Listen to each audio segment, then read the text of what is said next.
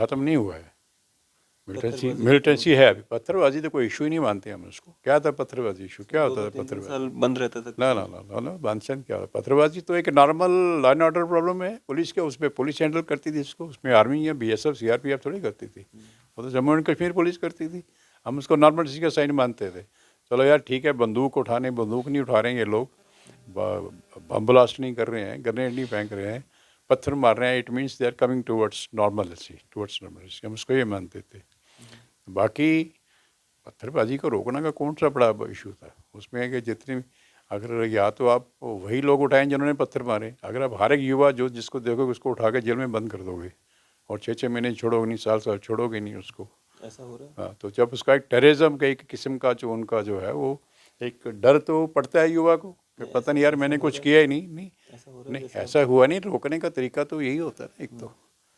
अब वो इतना बड़े वैली में जू में कौन मर रहा है, पत्थर कहाँ से है, किस मोहल्ले से है, क्या है, तो उसमें यही होता है चलो ठीक है, गिरफ्तारी नहीं करो, थोड़े लोग बच्चे डर जाएंगे और शायद इस चीज़ पे नहीं होंगे, कहेंगे देखो उसको। आप देख रहे हैं न्यूज़ सर इंडिया और मैं हूं अरफाज मडैंग। आज की खास मुलाकात में हमारे साथ मौजूद हैं फॉर्मर डीआईजी व नेशनल कॉन्फ्रेंस सीनियर नेता अशोक अत्री जी। सर स्वागत है आपका न्यूज़ सर हाँ, इंडिया में। थैंक यू अफराज साहब, थैंक यू वेरी मच।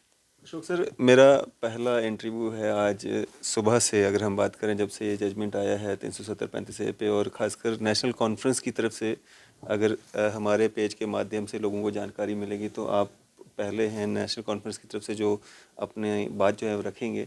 और नेशनल कॉन्फ्रेंस पिटिशनर थी सुप्रीम कोर्ट में, कैसे देखते हैं, मायूसी है आज? नहीं ऐसा नहीं है, ये एक्चुअली जम्मू कश्मीर के अवाम को सबको ही आ, ये उम्मीद थी कि जो कुछ भी हमसे लिया गया है वो हमें वापस मिल जाएगा। और दूसरी रही बात एनसी की कि नेशनल कॉन्फ्रेंस पेटिशन थी, yes national conference supreme court में गई थी और उन्होंने वहाँ पे रिट पिटिशन में, जहाँ तक मुझे जानकारी है, मुझे जो जानकारी है उसमें उन्होंने 3-4 चीज़ें मांगी थी। एक तो उन्होंने कहा था सब स्टेटहुड वापस करिए, और दूसरा उन्होंने कहा था साहब ये इलेक्शन जो है वो होना चाहिए जम्मू कश्मीर में, और तीसरी बात थी 370-35 से ये भी जो है रिस्टोर होना चाहिए। तो हम तो यही मान के चल रहे थे।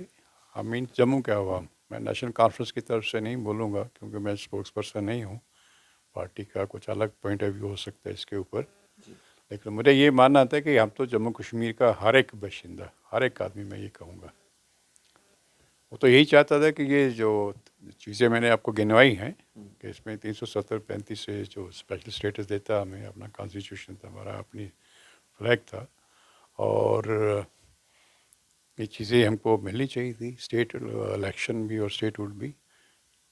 तो इसमें खुशी भी है कि ऐसा स्टेटहुड हम ले पाएंगे, और उसमें डायरेक्शन गई है सुप्रीम कोर्ट की। गवर्नमेंट ने भी सुप्रीम कोर्ट में शायद ये एफिडेविट दिया है कि सब हम जल्दी ही जो है जम्मू कश्मीर को स्टेटहुड दे देंगे। ये बहुत बड़ी अचीवमेंट है, देखा जाए तो बहुत बड़ी अचीवमेंट है, क्योंकि यूटी से आप स्टेट बना सकते हो, स्टेट से यूटी पहली बार ऐसा हुआ था, और ऐसा लगता है कि सुप्रीम कोर्ट को लगा कि ये गलत है, जम्मू कश्मीर जैसी सेंसिटिव स्टेट को स्टेट से यूटी बना देना, ये कुछ बात बनती नहीं है। तो उन्होंने गवर्नमेंट को ये कहना पड़ा कि सब हम स्टेटहुड वापस कर देंगे। उनको शायद गवर्नमेंट ऑफ इंडिया को अपनी गलती का विश्वास हुआ कि हमसे गलती हुई है। और रही दूसरी बात इलेक्शन की, वो भी सुप्रीम कोर्ट ने कहा कि ठीक है साहब 2014 में इलेक्शन हुआ था, आपको दूसरा इलेक्शन 2019 में करवाना था, अब 24 आने वाला है तो आप इलेक्शन करवाइए। और उन्होंने ये भी कह दिया कि सितंबर से पहले पहले जो है जम्मू कश्मीर में असेंबली इलेक्शन हो जाने चाहिए, ताकि लोग बाहर निकलें, इलेक्शन में हिस्सा लें, अपने रिप्रेजेंटेटिव्स को चुने और वो जाएं, वो गवर्नमेंट बने, फॉर्मेशन हो, और वो लोगों का वेलफेयर देखें। कोई जो भी जाएगा जम्मू कश्मीर से, जो अपने लोकल एम होंगे तो वो जाएंगे, लोगों के लिए काम करेंगे, कोई वेलफेयर होगा, कोई थोड़ा बहुत लोगों में कुछ उम्मीद जागेगी, और जो उनकी एक्सपेक्टेशंस है उनको लगेगा अगर उनको कोई देख रहा है या उन पर कोई काम करना चाहता है। तो इस तरीके से देखा जाए तो ये 50-50 विन है, और जम्मू कश्मीर के लोगों के लिए। अब सुप्रीम कोर्ट का ठीक है, उन्होंने जो दिया है अपने हिसाब से जजमेंट दी, वी वेलकम इट, हम उसका स्वागत करते हैं। शुभ सर, जब से 370-35 को सरकार ने तोड़ा था तब से ही कांग्रेस, एनसी, पीडीपी और भी अन्य दल जो हैं ये कह रहे थे कि इलीगल तरीके से जो है तोड़ा गया। अब माना जाए कानूनी मोहर जो है वो लग चुकी है, 370-35 से अब ख़त्म हो चुका है। ये ऐसा है कि इसमें दो ही तरीके थे 370 पे काम करने के, या इसको वापस लाने के, या इसको कुछ करने के। एक तो ये है कि या तो सुप्रीम कोर्ट से डिसीजन आ जाता है इसके ऊपर, और दूसरा तरीका कि पार्लियामेंट कल चाहे इसको तो वापस कर सकती है। जी। ऐसा नहीं है, आप पार्लियामेंट कर वापस करने का इशू ये है कि अगर कल 2024 में इलेक्शन आते हैं और उसमें अगर कोई दूसरी पार्टी जो है गवर्नमेंट बनाती है, तो वो गवर्नमेंट अगर चाहेगी, वो पार्टी उस वक्त के हिसाब से ये गलत हुआ इसको वापस करना, तो वापस आ सकता है। ऐसा नहीं है कि 370 या 35 से वापस नहीं आ सकता था। 370-35 से उस वक्त भी जो है, जो हमारा जो ट्रीटी ऑफ सेशन था महाराज का, उसमें भी यही लिखा हुआ था कि साहब आप यहाँ ज़मीन नहीं खरीद सकते हैं आप, और जॉब्स की भी रिस्ट्रिक्शन लगा दी गई थी कि सब जॉब न लें। जॉब इसलिए नहीं लें कि ऑलरेडी छोटी स्टेट है, इसमें कोई रिसोर्सेज नहीं है, कोई सोर्स ऑफ इनकम नहीं है, इसका कोई इंडस्ट्री नहीं है यहाँ पे, और कोई कुछ है नहीं सिवाय इसके हॉर्टिकल्चर टूरिज्म के। तो उस वक्त कश्मीर में पंडितों ने जुलूस निकाला था महाराज के ख़िलाफ़, उस पर डिमांड की थी उन्होंने कि साहब ये जो हमारे जो जॉब्स हैं ये प्रोटेक्ट होने चाहिए। तो उसी को देखते हुए उस वक्त महाराज ने कहा था कि साहब आप जॉब कोई भी बाहर का नहीं ले सकता।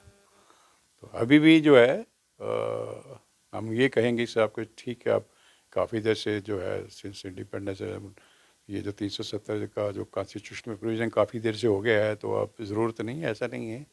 क्योंकि 5 अगस्त 2019 से पहले का जो हमारे पास डाटा अनएम्प्लॉयमेंट का वो 6.8% था, और आज की डेट में कुछ मैंने जो डाटा है मेरे हिसाब से जो मैंने पढ़ा है वो कोई 26 के करीब होना चाहिए, 26 पॉइंट कुछ के करीब होना चाहिए। दैट मीन्स कि अनएम्प्लॉयमेंट तो बहुत ज़्यादा हो गई है, और बहुत ज़्यादा बढ़ गई है। और हमारा युवा जो पढ़ा लिखा है, ग्रेजुएट हैं, पोस्ट ग्रेजुएट्स हैं, वो कहाँ जाएंगे, उनको जॉब ही नहीं मिला। और जो जॉब निकलेगा भी, अगर कहीं कहीं गवर्नमेंट कल बनती है, इलेक्शन होता है, जॉब निकालेंगे भी तो उसमें भी जो 370 नहीं होने से ये होगा कि पूरे कंट्री से कहीं से भी कोई अप्लाई कर सकता है। अशोक सर, 370-35 ए पे जो आज फैसला आया है, जिस तरह से नेशनल कॉन्फ्रेंस हमेशा लोगों के बीच में जा रही थी और कह रही थी कि इलीगल तरीके से तोड़ा गया है और इसको सुप्रीम कोर्ट के द्वारा जो है ये वापस जम्मू कश्मीर को मिलेगा, तो आज जो फैसला आया है इससे नेशनल कॉन्फ्रेंस को कितना नुकसान है और भारतीय जनता पार्टी को कितना बेनिफिट हुआ है? देखिए, इसको हम नफ़ा नुकसान में नहीं तोल सकते हम। ये एक लीगल एंगल था कि आपको ये देखना था कि लीगली इसमें क्या ठीक था, क्या गलत था।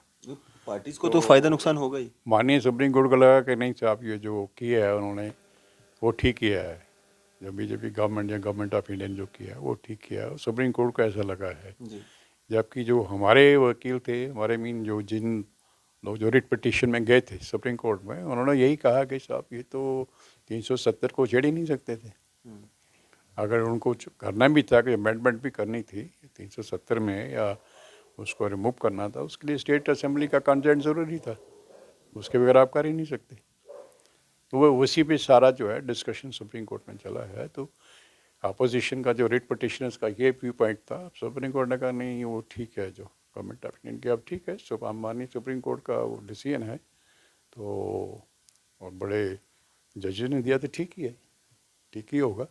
अब रहा फ़ायदा नुकसान का कि इसको क्या फ़ायदा होगा, मुझे नहीं पता कौन से फ़ायदे की बात है, पॉलिटिकल फ़ायदे की बात कर रहे हैं कि पॉलिटिकल, मैं इसको पॉलिटिकल फ़ायदे के लिए नहीं, के एंगल से नहीं देखता। मैं इसको इस तरह से देखता हूँ कि इसमें एक तो जो जॉब्स है, जो एम्प्लॉयमेंट निकलेंगी उसमें, क्योंकि 370 नहीं होने की वजह से, 35 से नहीं होने की वजह से बाहर भारत से देश से कोई भी अप्लाई कर सकता है, सिर्फ 4th क्लास की जॉब को छोड़ के। तो उसका मतलब है कंपटीशन बढ़ जाएगा, और कंपटीशन में यह है कि उनको वो लोग ज़्यादा अवेयर हैं और ज़्यादा उनको फैसिलिटीज़ अवेलेबल हैं, जहाँ तक जॉब जो जॉब सीकर्स हैं, तो as compared to Jammu and Kashmir youth, तो कुदरती बात है अगर वो कंपटीशन में मेरिट में अगर वो लोग ले जाते हैं तो जॉब उनको मिल जाएगा। हो सकता है जो थोड़ी बहुत जम्मू कश्मीर की जो आशा होती थी वो उसमें वो निराशा हो गई उनको कि पता नहीं आप जॉब मिलेगा ही नहीं, हमें सारे लोग बाहर से आ जाएंगे, चाहे वो किसी किस्म की वो रिक्रूटमेंट हो, 4th क्लास को छोड़ के, चाहे वो पुलिस की है, चाहे वो किसी सिविल डिपार्टमेंट में है, बिजली के महकमे में, बिजली पानी के, एग्रीकल्चर के है, कहीं जो भी जॉब निकलेगा तो वो कम्पीट करेंगे, अप्लाई कर सकते हैं, तो उनका मेरिट अच्छा होगा तो वो ले जाएंगे, तो उनको कुछ नहीं मिलेगा। तो इससे यूथ में थोड़ी सी फ्रस्ट्रेशन, थोड़ी नहीं बहुत ज़्यादा फ्रस्ट्रेशन जो है आ सकती है। कुछ अलग अलग पॉलिटिकल पार्टीज़ के नेता ये भी कह रहे हैं कि 370-35 से गया, 371 जो है वो कम से कम लगा दिया जाए जम्मू कश्मीर में। 371 या 371, हाँ हिमाचल में दे सकते हैं, वो भी दे सकते थे। उसमें भी यही है कि सर ज़मीन लेनी है तो गवर्नमेंट से परमिशन लेनी पड़ती है। तो हिमाचल में जो है, जो मैं समझता हूँ, मेरी अंडरस्टैंडिंग जो है, वो भी दे सकते थे, उस तरह से भी कर सकते, लेकिन वो भी नहीं हुआ। ऐसा कोई डायरेक्शन नहीं है सुप्रीम कोर्ट की जजमेंट में। तो बात ये है, क्योंकि ऐसा भी नहीं है कि अभी इशू क्लोज हो गया है या कुछ नहीं हो सकता। कल अगर जैसे इलेक्शन होते हैं 2024 के, और उसमें कोई गवर्नमेंट दूसरी आ जाती है, तो वो अगर फैसला करते हैं कि नहीं साहब 370 देना है या 371 देना है, तो वो दे सकते हैं। ऐसा नहीं है कि अब बिल्कुल ही निराश हो जाए और लोग उम्मीद ही छोड़ दें जम्मू कश्मीर के अवाम के, अब कुछ नहीं हो सकता, अब क्या होगा। युवा ये सोच ले कि सब हमें नौकरी नहीं मिलेगी, कंपटीशन बढ़ जाएगा, या बाहर से लोग आएंगे हमारी ज़मीनें खरीद लेंगे, या ज़मीनें ले लेंगे, हम कहाँ जाएंगे, कहाँ से खाएंगे। तो उम्मीद नहीं छोड़नी चाहिए और वेट करें 2024 के इलेक्शन में क्या होता है। सर आप फॉर्मर डीआईजी रह चुके हैं और 5 अगस्त 2019 के बाद जो 370-35 से टूटा है, आतंकवाद में कमी, पत्थरबाजी बिल्कुल ख़त्म, कश्मीर में जहां 5 बजे के बाद सारा बंद हो जाया करता था, आज 12-12 बजे तक वहां पे लोग घूमते हैं। क्या ये बदलाव आप देख रहे हैं 370 और 35 से हकीकत में एक रोड़ा था? नहीं, देखिए 370 का कुछ इससे लेना देना नहीं है, उग्रवाद से क्या लेने देना है 370 का। 370 एक स्पेशल स्टेटस था कि आपका अपना एक कॉन्स्टिट्यूशन था, आपका अपना फ्लैग था, 35 में आपके जॉब थे, आपकी लैंड प्रोटेक्टेड थी कि बाहर से आके बंदा कोई ज़मीन नहीं ले सकता। ये है कि ये तो फोर्सेस ने अच्छा काम किया ग्राउंड के ऊपर, फोर्स ने उस वक्त भी किया, तो 2014 से पहले भी किया, 2019 से पहले भी किया। तभी मिलिटेंसी, ये ओवरनाइट या 2-4-5 साल में मिलिटेंसी कंट्रोल नहीं हुई, तो पहले भी मिलिटेंसी कंट्रोल हुई है, बहुत से मिलिटेंट मरे हैं, काफ़ी इनकाउंटर्स हुए हैं, हमारे टाइम में भी हुआ करते थे और बाद में भी हुए हैं। तो ऐसा नहीं है कि ये सारे का सारा क्रेडिट जो है वो 2019 370 टूटने के बाद ही जाएगा फोर्सेस को। नहीं, फोर्सेस तो चाहे काम ही यही है कि भाई साहब देश में शांति बनी रहे, स्टेट में शांति बनी रहे, और इस तरह का उग्रवाद जो पाक स्पॉन्सर्ड टेररिज्म है उसको रोका जाए। तो अब ये नहीं, ये ज़रूर कह सकते हैं कि फ़र्क पड़ा है, कम हुआ है टेररिज्म, ये तो डिनाई नहीं कर सकता कोई, कम हुआ है। और ये कहेंगे बिल्कुल ख़त्म हो गया, वो तो है ही नहीं। अभी 2 दिन पहले इंसिडेंट हुआ है, वैली में हुआ है, ख़त्म नहीं हुआ है। मिलिटेंसी है अभी। पत्थरबाजी तो कोई इशू ही नहीं मानते हम उसको। क्या था पत्थरबाजी इशू, क्या होता था 2-3 पत्थरबाजी? साल बंद रहता था। ना बांधछन क्या होता, पत्थरबाजी तो एक normal law and order problem है पुलिस के, उसमें पुलिस हैंडल करती थी इसको, उसमें आर्मी या बीएसएफ सीआरपीएफ थोड़ी करती थी, वो तो जम्मू एंड कश्मीर पुलिस करती थी। हम उसको नॉर्मल किसी का साइन मानते थे। चलो यार ठीक है, बंदूक नहीं उठा रहे हैं ये लोग, बम ब्लास्ट नहीं कर रहे हैं, ग्रेनेड नहीं फेंक रहे हैं, पत्थर मार रहे हैं, it means they are coming towards normality, हम उसको ये मानते थे।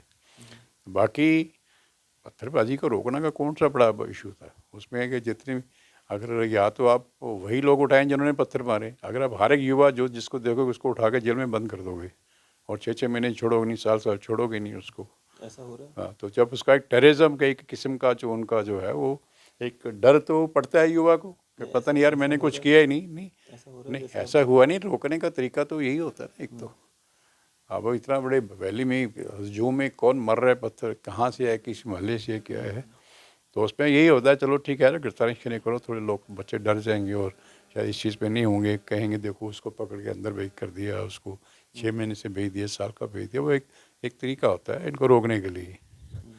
तो अगर ज़्यादा देर बंद रखोगे बिना किसी कसूर के, बिना किसी इनोसेंट के, और उसका फ्यूचर ख़राब करोगे आप, तो और उसके खिलाफ केस रजिस्टर होगा, थाने रिकॉर्ड में रिफ्लेक्ट हो जाएगा, तो वो तो सारी उम्र जॉब ही नहीं ले सकता वो।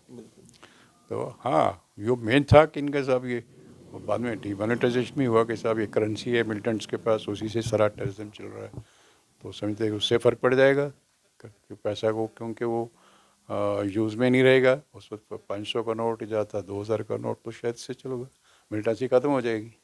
लेकिन वैसा भी नहीं हुआ, वैसा भी नहीं हुआ, मिलिटेंसी अभी भी जारी है। हाँ, कम है, ऐसे नहीं कह सकते कम है, लेकिन है। अगर ये कहेगी जी बिल्कुल ही ख़त्म हो गई, अब कश्मीर मिलिटेंसी फ्री हो गया है, तो आप किसी को कोई ऐसी डरने की बात नहीं है, ऐसा भी नहीं है। तो सर क्या एक मैसेज रहेगा आपका आम जनता के लिए? आप जनता के लिए मैसेज क्या है? जनता सब चीज़ें जो मैं समझता हूँ वो आम लोग समझते हैं, वो भी जजमेंट को अपने हिसाब से इंटरप्रेट करेंगे, देखेंगे अच्छा है, बुरा है, ठीक हुआ, गलत हुआ। आप जो भी हुआ है तो उसको मानना है। बाकी यही है मैसेज कि ये this is not end of life, इसमें अभी भी स्पेस है, अभी भी देखते हैं 2024 इलेक्शन के बाद क्या होता है, कौन सी गवर्नमेंट आती है। जैसे मैंने पहले कहा है, ऐसा नहीं है कि अगर ये वापस भी आ सकता है, कि कहीं ख़त्म हो गया, दफन हो गया, जैसे बीजेपी वाले मैं सुनता हूँ कहते हैं वो दफन हो गया जी, वो पता नहीं किस बना पे कहते थे दफन हो गया कि ख़त्म हो गया, तो ऐसा नहीं है। अभी भी इसमें शायद कोई लीगल भी कुछ ऐसा हो, कोई लार्जर बेंच पे जाने का भी कुछ हो इसमें, और मुझे पता नहीं हो तो कोई लीगल एक्सपर्ट बता सकता है इसमें। ये 5 जजों का 11 बेंच लार्जर बेंच होता है, कोई अगर ऐसा कुछ है इस रिट पिटीशन में, मैंने क्योंकि पढ़ी नहीं है, कोई ऐसा कोई ऑप्शन है तो वो भी डेफिनेटली कुछ लोग उसमें अवेल करना चाहेंगे। और दूसरा तरीका यही है वापसी का कि जब गवर्नमेंट बनती है और गवर्नमेंट पार्लियामेंट में वो जो अमेंडमेंट जो है उसको दोबारा अमेंड कर लेते हैं या रद्द कर देते हैं, तो वापस भी आ सकता है 370 या 35 से। 370 नहीं आएगा, 371 या कुछ दे सकते हैं जो आम स्टेट्स में, हिमाचल को जा सकता है, जम्मू कश्मीर को क्यों नहीं मिल सकता। तो इस तरह की चीज़ें हो सकती हैं, कोई नाउम्मीद होने की ज़रूरत नहीं है। चलिए शुक्रिया हमारे साथ बातचीत करने के लिए। Thank you thank you. तो ये थे हमारे साथ फॉर्मर डीआईजी व नेशनल कॉन्फ्रेंस सीनियर नेता अशोक अत्री जी। आपकी इस सब पे क्या राय है? आप भी अपनी राय जो है ज़रूर साझा कीजिएगा। इसी तरह की मजीद अपडेट्स के लिए आप देखते रहें न्यूज़ इंडिया। मैं अरफाज मडैंग, कैमरामैन शाहनवाज के साथ।